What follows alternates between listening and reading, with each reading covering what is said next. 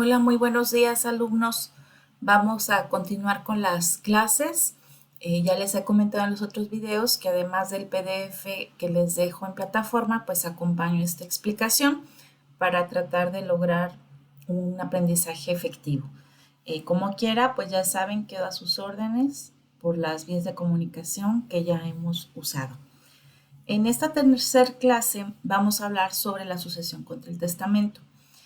En total van a ser 4 clases, pero cada una de ellas representa 3 sesiones, porque, por ejemplo, una es la explicación que les doy, que vean las diapositivas. Otra sesión sería que ustedes hicieran su lectura individual. Y la tercera sesión se refiere a la tarea que dejo en cada sesión. Y de esta manera vamos a concluir pues todo lo que queda pendiente de nuestro libro de texto. Bien, ¿a qué se refiere la sucesión contra el testamento? Ya vimos que la sucesión puede ser legítima, testamentaria y que en el testamento pues se tiene que instituir a un heredero. Pero va a haber algunas situaciones donde el decuyus no nombró o no respetó algunos lineamientos sobre la institución del heredero, y entonces la misma ley en las distintas épocas les va a dar acciones o herramientas para exigir que se les reconozca como herederos. Entonces, si bien ya dijimos que el pater familias tenía un poder absoluto sobre los hijos, sobre la vida, sobre la muerte, pues era obvio que él pudiera decidir si declaraba o no como heredero a algún hijo. Sin embargo, recordemos que el patrimonio del paterfamilias, o sea, todo el cúmulo de riqueza que tenía, pues no la había generado únicamente él, sino que los hijos, si generaban patrimonio, pues no era de los hijos, era del paterfamilias. Y entonces los romanos consideraron que había una especie de copropiedad y que entonces no era justo que a los que estaban bajo la patria potestad, que habían participado en una riqueza, pues en un momento no se les considerara.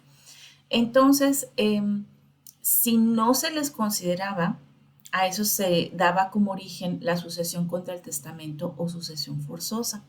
Y esto, la finalidad era que se modificara el testamento o incluso que se declarara nulo ese testamento y se abriera la sucesión legítima. Al igual que en las otras diapositivas, pues analizamos las figuras que vamos viendo según las épocas. Entonces tenemos 4, ¿verdad? En el derecho antiguo, en el derecho honorario, en el derecho imperial y las reformas de Justiniano. En el primer punto, eh, había una forma determinada de hacer desheredaciones, y vamos a ir viendo pues cada una de ellas. En el derecho antiguo, pues ya lo mencionamos, tenía absoluta libertad de dejar o no herencia a alguno de sus eh, herederos, necesarios. Pero si él quería dejar a alguien sin herencia, tenía que decir expresamente esto. A eso es lo que le vamos a llamar desheredación o exhereditatio, ¿sí? No necesitaba mencionar una causa, el motivo, pero sí tenía que hacerlo de acuerdo a la regla. Aquí nos señala la autora que generalmente se hacían las desheredaciones para que fuera un único heredero y de esta manera el patrimonio siguiera unido, ¿verdad? Unificado. Pero tenía que decirlo expresamente, sobre todo a los sui. Y bueno, no podía preterir, es decir, no podía dejar de mencionar alguno, porque entonces ese que no fue desheredado podía pedir la nulidad del testamento. En cuanto al derecho honorario, pues el pretor no solamente a los heredes sui les dio esa facultad de promover o inconformarse con la disposición del heredero, sino que ensanchó el círculo de las personas. Entonces eran tanto los sui como los emancipados, es decir, los liberi, y se les tenía que desheredar también um, para que no se pudiera invalidar ese testamento. También nos da algunas reglas sobre el patrono. Si un liberto no tenía liberis o los hubiera desheredado, entonces tenía que dejarle al patrono o a sus hijos al menos la mitad de la herencia. Y si no les dejaba esa porción, estas personas podían promover la bonorum possessio contra taulas. En el derecho imperial se da la figura de testamento inoficioso. Esto también es muy importante, sigue vigente. Se le llamaba testamento inoficioso a aquel en que el de cuyos no contemplaba a los parientes próximos porque no cumplía con el deber familiar. Se consideraba que era como si el de cuyos hubiera actuado en juicio insano, ¿verdad? Y que por tanto no tenía que respetarse esa voluntad. Un testamento inoficioso implica que tú eres consciente que tienes derechos y obligaciones y que al momento de redactar tu testamento no contemplas esas obligaciones. Por ejemplo, tienes hijos, tienes esposa y no contemplas lo que sería el deber. En la actualidad podemos hablar de los alimentos, pues eso daba lugar a exigir la porción que te hubiera correspondido en la legítima. Bien. Y con Justiniano, el dato más importante es la novela número 115. Él lo que hizo en todo lo que hemos hablado, Justiniano, su aportación máxima es darle forma, estructurar a toda la compilación de normas jurídicas existentes y tratar de compaginar o adecuar su contenido de acuerdo a la época, ¿verdad? Entonces, señaló un sistema de pretericiones y estableció quienes no podían quedar excluidos en una sucesión, y también señaló que la desheredación no podía ser sin motivo, que para poder desheredar a una persona tenía que haber una causa justa. Dentro de esas causas eran, por ejemplo, que hubiera atentado contra la vida del causante, la herejía, adulterio con la mujer del testador, el no haber pagado un rescate de cautiverio, el poner un impedimento artificioso al otorgamiento del testamento, etc. Antes, pues no era necesaria la causa, y en esta época se usa la desheredación como una forma de castigo a aquellos familiares que pues no hubieran sido nobles hacia el de cuyos. Ya una vez que vimos las acciones o las causas por las cuales se podía anular un testamento por no instituir a los herederos que sí tenían derecho, pues podemos hablar de quiénes o cómo podemos clasificar a los herederos. Aquí mencionamos dos, los necesarios o domésticos y los extraños o voluntarios. La clasificación es en atención a si podían o no rechazar la herencia. Los necesarios o domésticos no podían rechazarla y se conformaban por los sui y los esclavos manumitidos. Y los extraños o voluntarios, pues todos los demás, ¿verdad? Y ellos bien podían decir si adquirían o no la herencia. Ahora, como ellos tenían la posibilidad de decir si aceptaban o no, tenían que manifestarlo, y había dos formas. Vamos a ver en la siguiente diapositiva las formas de la adición.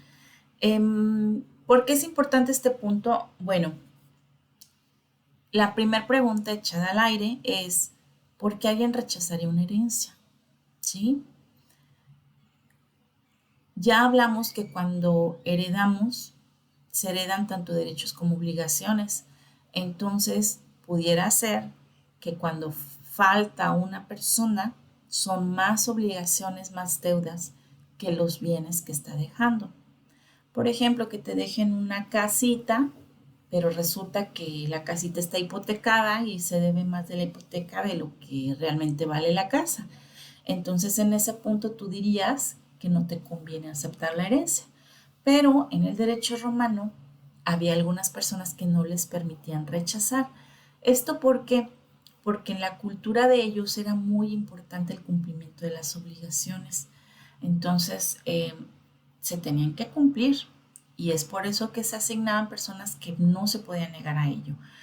Por ejemplo, si yo no tenía herederos sui, pero sí tenía un esclavo y tenía deudas, pues entonces en el testamento le otorgaba la libertad al esclavo y forzosamente tenía que aceptar la herencia y cumplir las deudas, las obligaciones que yo había dejado en vida. ¿Sí? Y bueno, ahí los autores ponen muy romántico esto de que, pues bueno, sí te dejaron obligaciones, pero ya te dieron lo más preciado, que es la libertad, ¿verdad? Entonces vamos a ver, los voluntarios, había dos formas de manifestar que aceptaban la herencia, la proherede gestio y la cretio. La diferencia entre ellas es muy sencilla. La primera, que es la proherede gestio, es una aceptación tácita. ¿Qué significa esto? Que no necesariamente tengo que expresar con palabras que la acepto, pero que mis acciones presumen que la he aceptado. Por ejemplo, si empiezo a hacer uso de los bienes de la herencia, si empiezo a pagar las deudas del decuyus y demás. Esa es una aceptación tácita. Y la otra es una declaración formal de aceptación.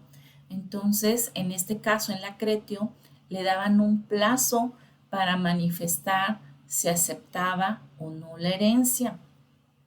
Y la falta o la negativa de aceptar la herencia podría traer consecuencias negativas que vamos a ver más adelante, que era una herencia sin un titular y que por tanto pues estaba en riesgo de que fuera todo el cúmulo de bienes pues fueran adquiridos por alguna otra persona por otros medios. Este tema también es muy importante. Les comentaba que yo en el curso no le daba mucho interés al tema de las acciones, es decir, siempre que se viola un derecho nace una acción, ¿cuál es?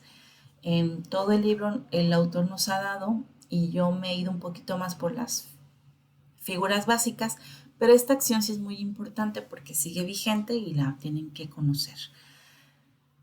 Cuando en el derecho civil, cuando una persona no era reconocido como heredero, tenía una acción a su favor que era la hereditatis petitio. En la actualidad, perdón, le llamamos acción de petición de herencia. Es decir, esta acción la ejerces contra quien esté teniendo en su poder los bienes de la herencia o contra el albacea, en su caso, para que se te reconozca como heredero, se te rindan cuentas y se te entregue tu parte proporcional de la herencia. En el caso del derecho honorario nació otra acción que se llamaba bonorum possessio. Era como una especie de interdicto y este pues era para recuperar o pedir tu parte de la herencia. En la actualidad esta acción sigue vigente en nuestro Código Civil y en la actualidad te da un margen de 10 años para poder ejercitar esta acción contra quien tenga los bienes. Pasados esos 10 años, perdón, pues se pierde ese derecho. Entonces, eso es un tema o dato importante ya como abogados para saber en qué momento se puede ejercitar, cuándo nace y cuánto tiempo tenemos. Y ya como último tema de esta clase, vamos a hablar de lo que es una herencia yacente y una herencia vacante. Si la herencia era aceptada por el heredero, entonces tenía un titular, pero si del momento en que murió la persona y en el tiempo en que otro acepta la herencia, pues esa herencia no tenía un titular. Se decía que estaba dormida, por eso se le llamó herencia yacente. Y entonces se consideraba como un res nullius. Ya vimos esa parte en los derechos reales, es decir, que no tenía propietario. Y entonces, por eso les decía que estaba en riesgo, porque se podía promover una usucapio pro herede, es decir, que un tercero que la tuviera en su posesión pudiera justificar que por tenerla en posesión de manera pacífica por un año, pues ahora él era el dueño. Entonces por eso era muy importante el aceptar la herencia para evitar este tipo de riesgos. Y en cuanto a la herencia vacante, se refiere a aquella que no es nada más por un pequeño lapso de tiempo que no tiene titular, sino que definitivamente nadie la reclama y entonces la ley señalaba que si nadie la reclamaba, los bienes pasaban a ser del erario público. En la actualidad, la ley nos señala un orden de designación o adjudicación y nos señala que si ninguna persona de las que tienen derecho a adquirir la herencia en la vía legítima, nadie la reclama, entonces los bienes pasan a la beneficencia pública en la actualidad. Y bueno, con eso terminamos nuestra clase de esta ocasión. En plataforma pues ya están las tareas, entonces sí les pido que vayan checando cuáles les tocan para no tener ningún problema. Les agradezco.